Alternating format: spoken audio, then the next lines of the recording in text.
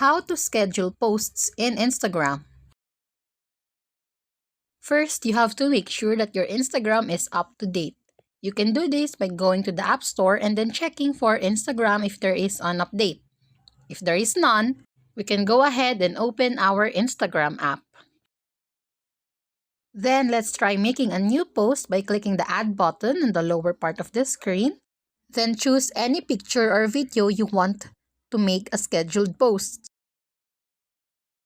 After choosing one, let's click Next. Then scroll down to select Advanced Settings.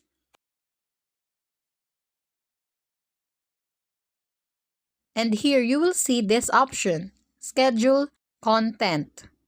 Simply enable it and then schedule your posts to your desired time. Just click Set and that's it.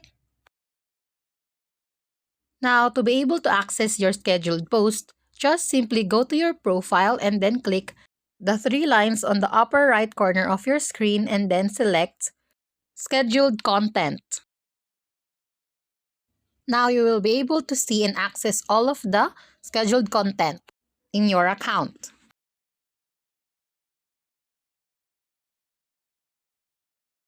That's it. Thanks for watching.